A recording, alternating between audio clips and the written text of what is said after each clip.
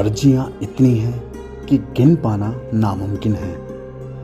घंटियां इतनी हैं कि बजाना शुरू करें तो कई दिन कई रातें बीत जाएं। एक ऐसी अदालत जहां ना तो कोई जज होता है और ना ही कोई वकील और ना ही कोई फीस है, लेकिन इस अदालत में जिसका भी केस जाता है उसको न्याय जरूर मिलता है। और न्याय मिलने के बाद वो सभी यहाँ पर घंटियां भी चढ़ाते हैं। मुरादें पूरी करने का वह धाम जहां दूर दूर से आते हैं इंसान। तो चलिए आज मेरे साथ देवभूमि उत्तराखंड के अल्मोड़ा शहर से 8 किलोमीटर की दूरी पर स्थित चितई गांव में गोलू देवता के मंदिर में। अगर आपके जीवन में कठिनाइयां ही कठिनाइयां हैं, मुसीबतें ही मुसीबतें हैं और अन्याय ही अन्याय है, तो एक बार न्याय के देवता कहे जाने वाले गोलू देवता के मंदिर में जरूर आइए। अगर आप वास्तव में चितई के गोलू देवता की ताकत को देखना या आत्मसात करना चाहते हैं तो हमारी इस यात्रा में मेरे साथ दुनियादारी के सभी तनाव को भूलकर चलिए। मेरी इस यात्रा के दौरान इस वीडियो के माध्यम से हम आपको बताने वाले हैं कि आप मंदिर में दर्शन कैसे कर सकते हैं, अर्जी कैसे लगाई जा सकती है और आप गोलू देवता के चितई मंदिर कैसे पहुंच सकते हैं। साथ में यहाँ पर रहने के लिए आपको क्या सुविधाएं मिल जाएंगी और खाने की भी आपको क्या क्या सुविधाएं मिलने वाली हैं, तो वो सारी जानकारी आपको इस वीडियो के माध्यम से मिलने वाली है। तो वीडियो में लास्ट तक जरूर बने रहें। और जो लोग मेरी वीडियो को पहली बार देख रहे हैं, कृपया करके चैनल को सब्सक्राइब करिए, बेल आइकन का बटन प्रेस कीजिए और ज़्यादा से ज़्यादा शेयर करिए। तो आइए हम करते हैं अपनी इस यात्रा की शुरुआत। मंदिर के बाहर पूजा सामग्री समेत चमचमाती हुई घंटियों की बहुत सारी दुकानें मिल जाती हैं। गोलू देवता के मंदिर की यह खासियत है कि उनके भक्तों को दर्शन के लिए ज़्यादा पैदल यात्रा नहीं करनी पड़ती, क्योंकि मुख्य सड़क के किनारे ही गोलू देवता विराजते हैं।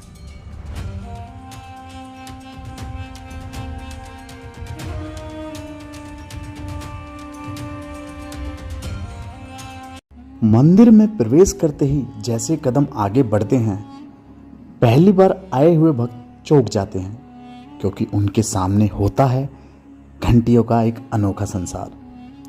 यह घंटियां खुद बयां कर देती हैं कि कितने भक्तों की मुरादें देवता पूरी कर चुके हैं। पहली बार आए हुए भक्त चिट्ठियों और स्टाम्प पेपरों को देखकर चौंक जाते हैं कि इतनी सारी चिट्ठियां किसने किसको लिखी हैं। तो उनको हम बताते हैं ऐसा क्यों और किस लिए है। मंदिर में जाकर लोग मनोकामनाएं मांगते हैं, लेकिन यहाँ पर मनोकामना के रूप में चिट्ठी लिखी जाती है, जो कि गोलू देवता को लिखी जाती है। आप मेरे पीछे देख रहे हो कितनी सारी चिट्ठियां हैं यहाँ पर। तो यहाँ पर जो लोग दर्शन करने आते हैं वो मनोकामना के लिए चिट्ठी लिखते हैं और गोलू देवता के पास वो चिट्ठी पहुंचाई जाती है। गोलू देवता उनकी चिट्ठी को पढ़कर लोगों की मनोकामनाएं पूर्ण करते हैं। और जिन लोगों की मनोकामनाएं पूर्ण होती हैं, आप देख रहे हो यहाँ पर कितनी सारी घंटियां, कुछ बड़ी कुछ छोटी, तरह तरह की घंटियां लगी हुई हैं। तो जिन लोगों की मनोकामना पूर्ण होती हैं उसके बाद में वो लोग यहाँ पर घंटे का चढ़ावा करते हैं।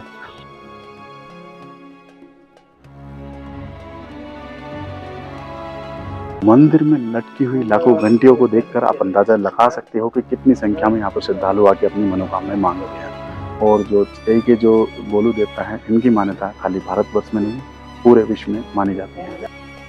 पूरे विश्व में एकमात्र यही ऐसा मंदिर है जिसमें इतनी संख्या में घंटियां लटकी हुई हैं। कोई भी व्यक्ति न्याय के इस मंदिर से खाली हाथ वापस नहीं लौटता है। लोग अपने मुकदमे यहाँ स्टाम्प पेपर पर भी लिखकर अपनी अर्जी गोलू देवता को पहुँचाते हैं। काफ़ी लोग कुछ समय से चली आ रही समस्या को भी गोलू देवता के समक्ष चिट्ठी पर लिखकर अर्जी लगाते हैं और गोलू देवता उन सभी की सारी मनोकामनाएं जरूर पूर्ण करते हैं। अभी मैं मंदिर के गर्भगृह में आ चुका हूँ, जहाँ पर गोलू देवता सफेद घोड़े पर बैठे हुए हैं, जिनको न्याय का देवता माना जाता है। और ऐसा भी माना जाता है कि नए दंपत्ति यहाँ पर आकर गोलू देवता का आशीर्वाद लेते हैं, जिससे कि उनका अगले 7 जन्म तक के लिए बंधन बन जाता है। गोलू देवता को यहाँ पर गौर भैरव के रूप में पूजा जाता है, जो कि भगवान शिव का ही एक रूप है।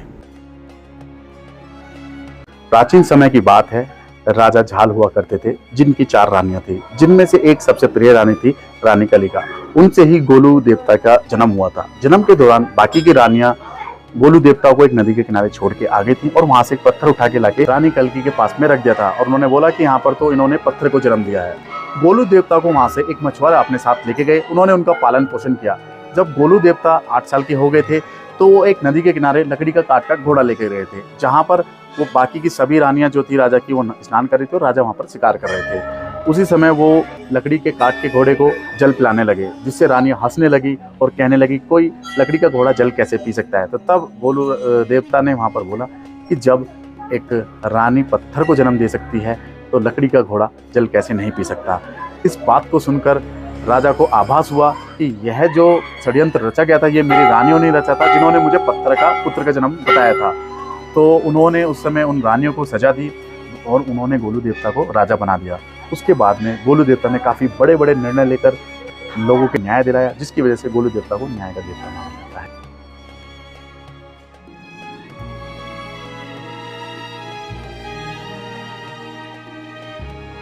काफ़ी समय पहले की बात है, जब यह अल्मोड़ा जिला नहीं हुआ करता था, तब यहाँ पर पिथौरागढ़ और नैनीताल जिला हुआ करता था। इस जिले के जो डीएम थे वो यहाँ से निकल के जा रहे थे। तो उस समय उनके ड्राइवर ने उनसे कहा कि सर यहाँ पर गोलू देवता का मंदिर है, आप मेरे साथ दर्शन करने चलिए और उसके बाद फिर हम आगे चलते हैं। तो डीएम साहब ने उससे कहा कि रास्ते में ऐसे बहुत सारे मंदिर पड़ेंगे, कितने मंदिरों के आप दर्शन करोगे, आपको करना है तो आप जाके दर्शन कर लो, मैं दर्शन करने नहीं जा रहा। तो उनका ड्राइवर ने यहाँ पर आकर दर्शन किए, मत्था टेका और जब वो जाने लगे आगे पिथौरागढ़ की तरफ को, तो उनकी गाड़ी में कुछ दिक्कत परेशानी हो गई। डीएम साहब ने मैकेनिक को बुलाया, काफ़ी मशक्कत करने के बाद घंटे 2 घंटे के बाद भी वो गाड़ी स्टार्ट नहीं हुई। तब डीएम साहब ने पिथौरागढ़ फ़ोन करके एक और गाड़ी को यहाँ पर बुलाया। जैसे ही वो गाड़ी इधर को आने वाली थी, लगभग 2 से 3 किलोमीटर पहले वो गाड़ी भी खराब हो गई। डीएम साहब परेशान हो गए कि दोनों गाड़ियों में ऐसी क्या दिक्कत परेशानी हो गई। तब उनके जो ड्राइवर थे उन्होंने उनसे कहा कि सर आपने जो गोलू देवता का मंदिर पड़ा था बीच में, वहाँ पे दर्शन नहीं किया और थोड़े आपने कुछ ऐसे शब्द कहे जिसकी वजह से ये दिक्कत परेशानी, ये समस्या उत्पन्न हुई है।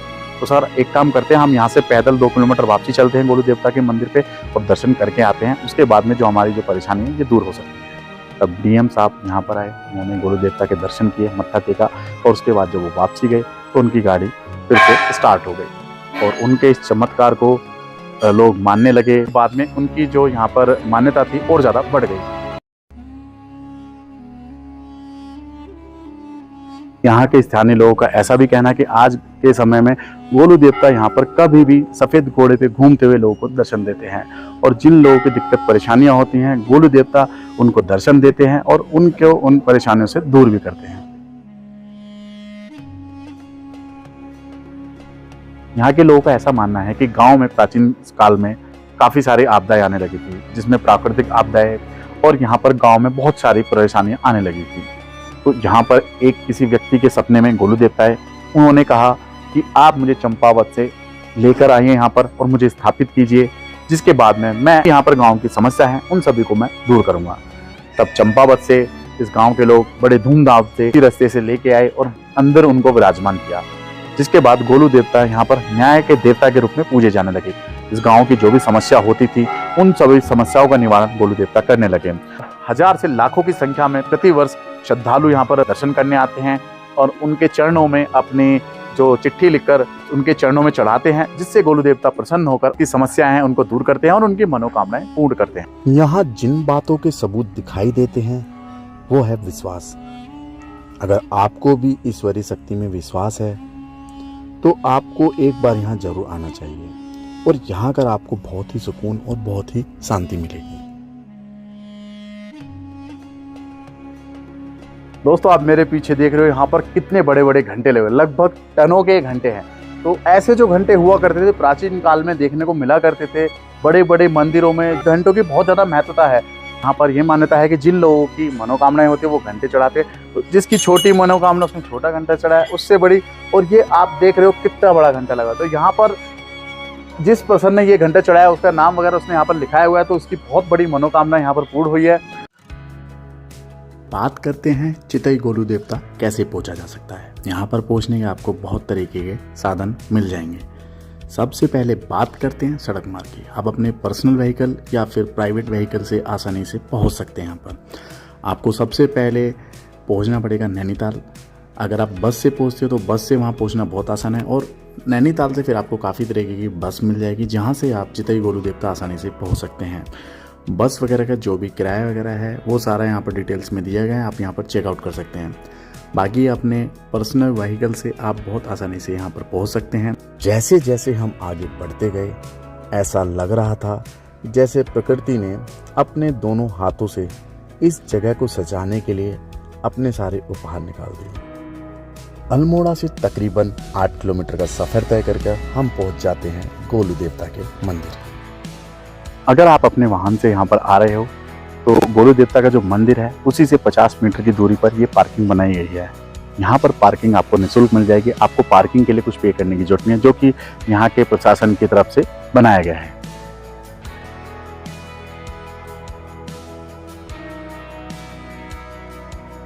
ट्रेन के माध्यम से भी आप आसानी से चितई गोलू देवता पहुँच सकते हैं। आप दिल्ली या फिर किसी भी जगह से आसानी से डायरेक्ट काठगोदाम की अपनी ट्रेन बुक करा सकते हैं।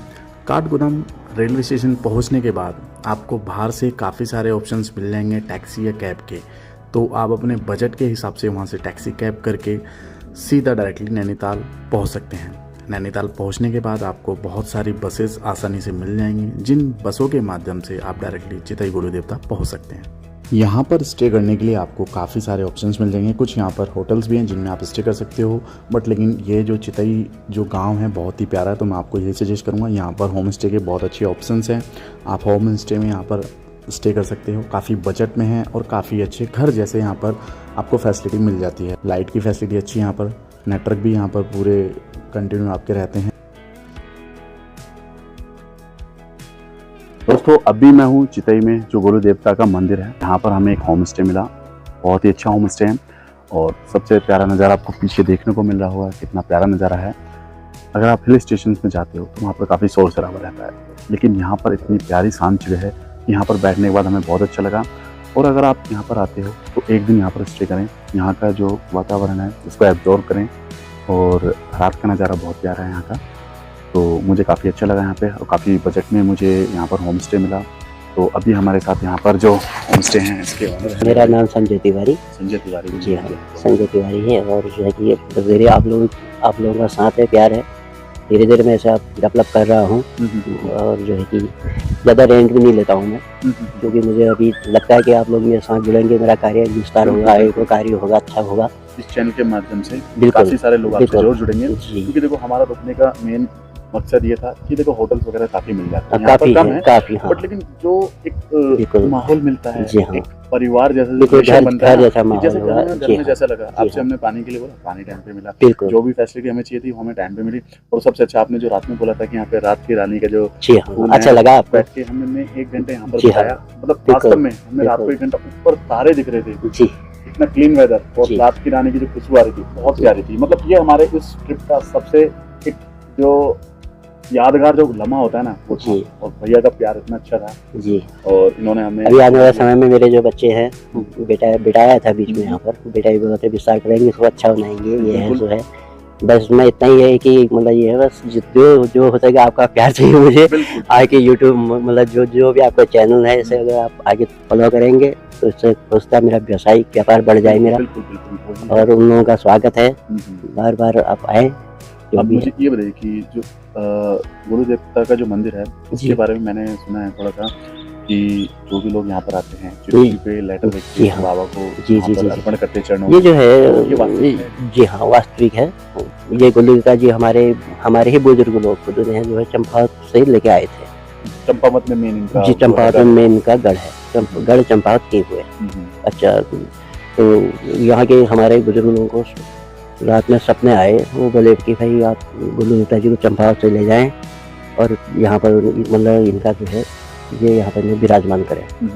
तो यहाँ पर जब ये रहे तो मुख्य केंद्र बिंदु बन गया यहाँ पर। जितने भी जितने भी लोग यहाँ पर आते हैं, बाहर से लोग आते हैं, सब लोग आते हैं, बस अपनी एक एप्लीकेशन लगाते हैं, उनकी मनोकामना पूरी हो जाती है।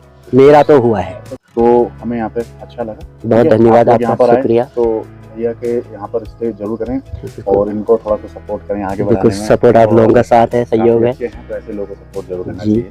बिल्कुल सर। तिवारी होम स्टे से लगभग 20 से 25 मीटर की दूरी पर एक रेस्टोरेंट है जहां पर आपको घर जैसा खाना मिल जाता है। अभी हम मंदिर से जो सटा हुआ थोड़ा सा यहाँ से 20 मीटर की दूरी पर ये पार्वती रेस्टोरेंट है। यहाँ पर आए, काफ़ी अच्छे से बनाया हुआ है। यहाँ पर सारी फैसिलिटी आपको खाने की अच्छी सी मिल जाएगी। डिनर में हमने दाल का ऑर्डर किया है और जीरा आलू किया है और सलाद भी है। अभी हम थोड़ा सा टेस्ट करके आपको एक बार बताते हैं कैसा है। खाना तो काफ़ी टेस्टी है, सिंपल है, घर के जैसा खाना, बहुत अच्छा है। तो आप इस पार्वती रेस्टोरेंट का खाना खा सकते हैं। आपको यहाँ पर ये सबसे अच्छा बेस्ट ऑप्शन यहाँ पर मिल जाएगा। इस वीडियो के माध्यम से मैं आपको गोलू देवता चितई के बारे में पूर्ण रूप से जानकारी दे चुका हूँ। और गोलू देवता के इसके अलावा 3 और मंदिर हैं, जो कि एक चंपावत, एक घोड़ाखाल और एक मंदिर तारीखेत में भी है। बाकी के जो 3 मंदिर हैं हम प्रयास करेंगे कि उनके बारे में भी वीडियो बनाकर आपको जानकारी दें। और जो भी मंदिर के अंदर जो भी जानकारी है वो सारी हम आपको दे चुके हैं। अगर आपको वीडियो पसंद आई हो तो वीडियो में कमेंट जरूर करें। अगर आपको कोई सजेशन या कुछ आपकी क्वेरीज हैं तो आप कमेंट में भी जाकर लिख सकते हैं। और दोस्तों, जो लोग इस चैनल पे नए हैं कृपया करके चैनल को सब्सक्राइब करिए, बेल आइकन का बटन प्रेस कीजिए और इस वीडियो को कोशिश करिए ज़्यादा से ज़्यादा शेयर करने की, जिससे कि ये इन्फॉर्मेशन सभी लोगों तक पहुँच सके। और दोस्तों, बेल आइकन का बटन दबाना इसलिए जरूरी है जिससे कि हमारी कोई भी नई वीडियो आती है तो उसकी नोटिफिकेशन आपके पास सबसे पहले पहुँच सके। एंड दोस्तों, इसी तरीके से आप सभी लोग अपना प्यार और सपोर्ट बनाए रखें, जिससे कि मुझे इसी तरीके का मोटिवेशन मिलता रहे और मैं इसी तरह की नई नई जगह जाकर वीडियो बनाकर आपको इन्फॉर्मेशन शेयर करता रहूं। तो दोस्तों, फिर से मिलते हैं एक और नई वीडियो में। तब तक के लिए आप सभी को नमस्कार।